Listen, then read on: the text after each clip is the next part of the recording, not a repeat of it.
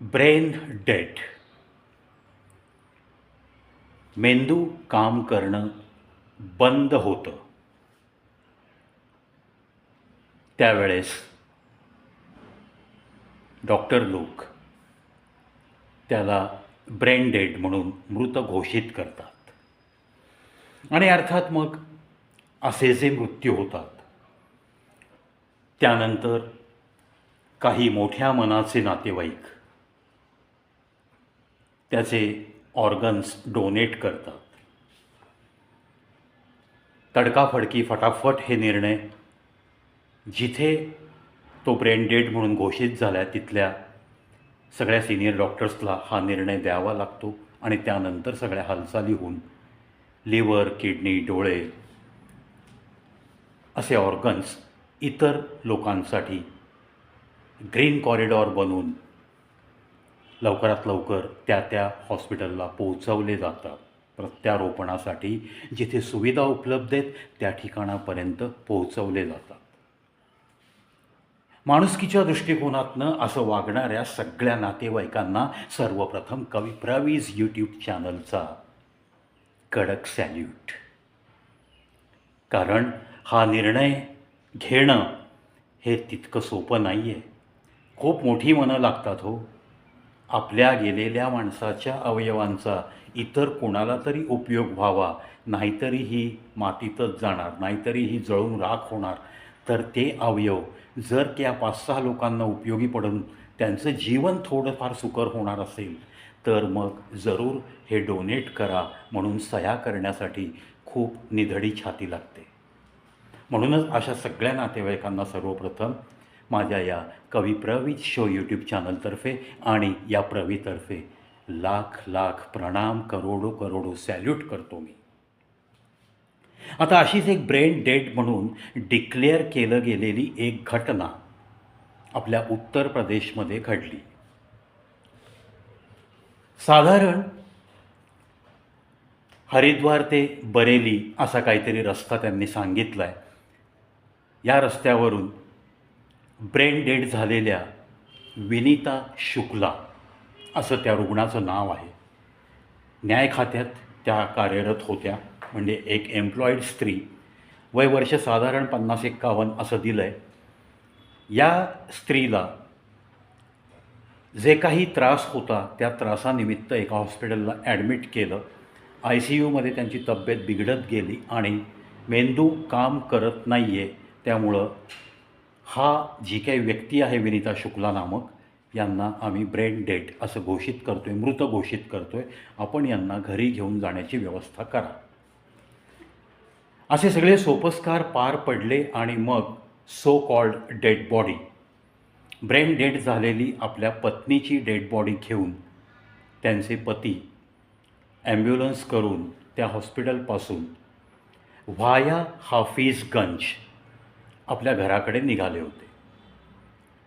परंतु सरकारी कृपेने त्या हाफिजगंजजवळ अतिशय खड्डे असलेला रस्ता होता.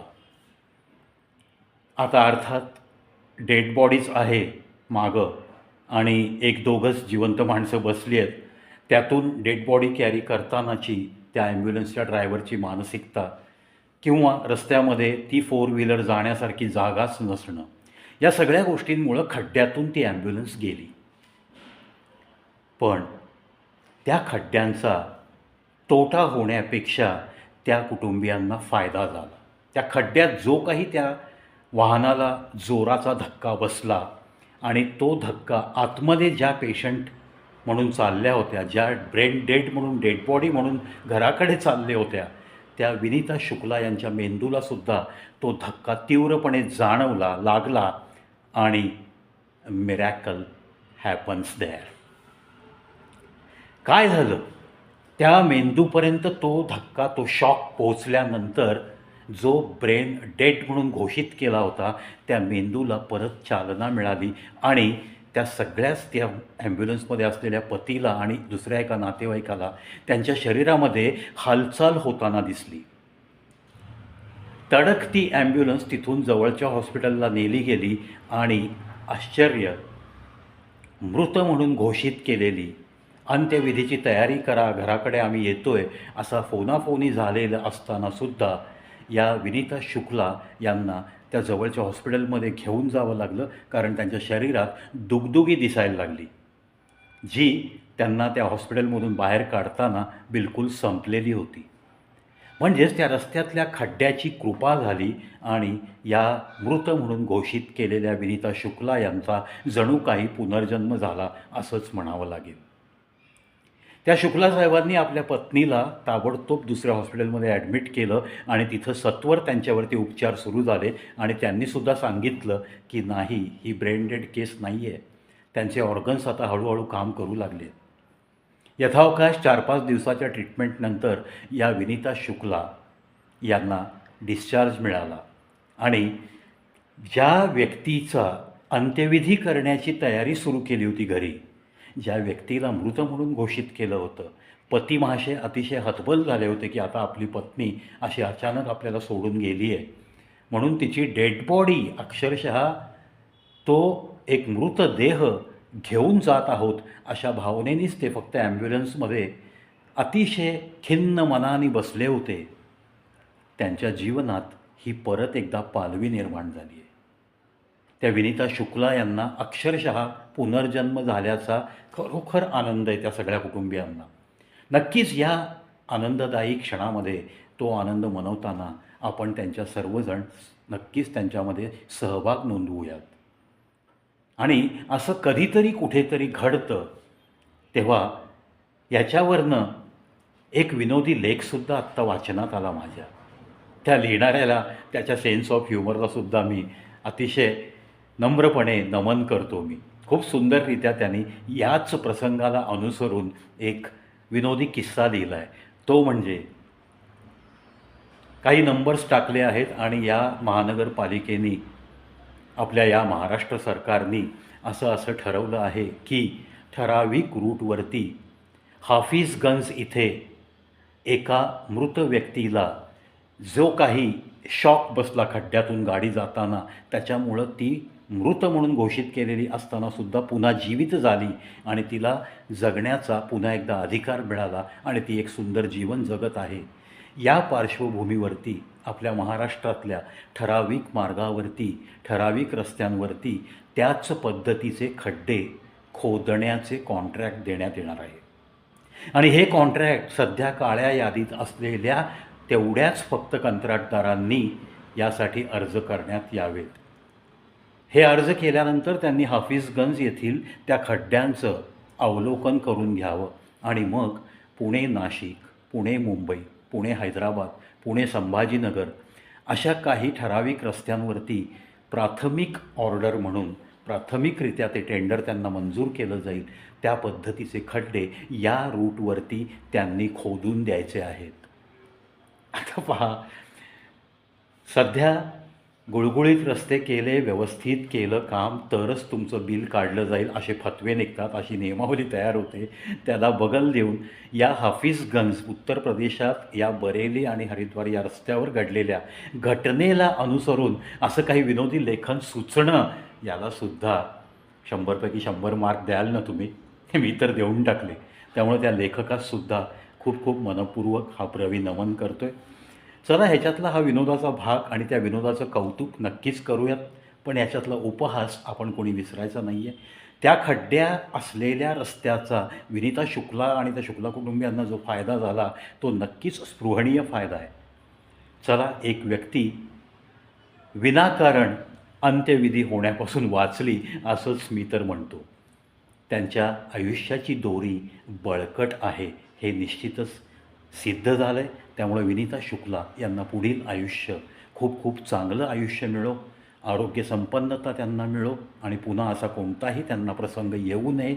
सुरळीत त्यांचं आयुष्य जावं, त्या कुटुंबियांना आनंदच आनंद, असंच आनंद घेत घेत आयुष्य जगता यावं आणि इतरांनासुद्धा आनंद वाटण्याचं त्यांना भाग्य लाभावं. याच सदिच्छांसह या व्हिडिओतून रजा घेतो. पाहत राहा, ऐकत राहा कवी प्रवीत शो, अशा अनंत विषयांचा खजिना असलेला एकमेव चॅनल जो चालवतोय एक जागतिक विक्रमवीर प्रेझेंटर.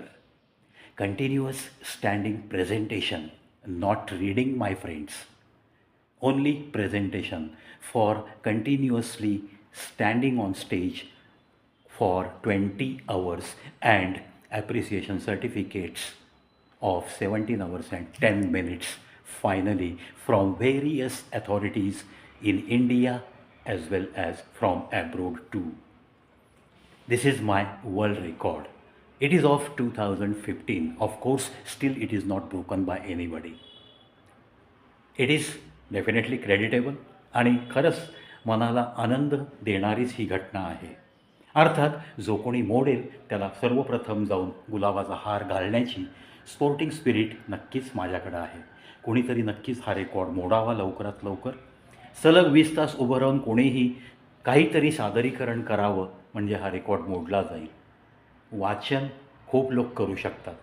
20 तासच काय, 3-3 दिवस वाचन करणारे प्रवचनकारसुद्धा आपल्याला या भारत देशात सापडतील.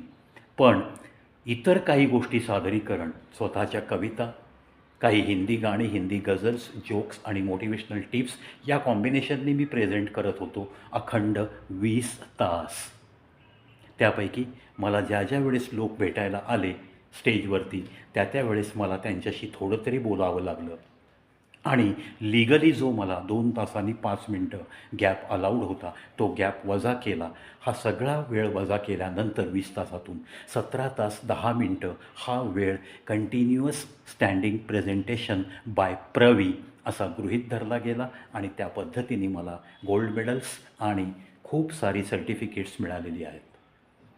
मित्रांनो, हे सगळं साध्य होत असतं कुठेतरी तुमच्या मागे तुमच्या बुजुर्गांचे आशीर्वाद लागतात.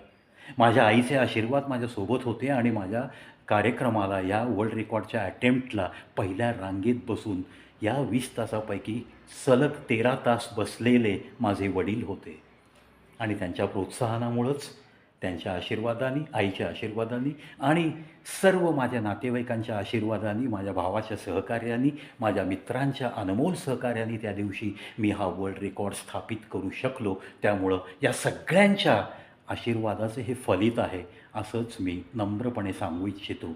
आणि राहता राहिलं, मला मित्र आणि इतर लोकांनी जे काही सहकार्य केलं त्यांचं ऋण कधीही मी फेडू शकणार नाही. त्यामुळं त्या ऋणातच हसत हसत या जगाचा निरोप नक्की घेईन हेही सांगायला मला अभिमानास्पदच वाटतं आहे. पाहत राहा, ऐकत राहा, कवी प्रवीत शो अशा व्यक्तीचा हा चॅनल आहे.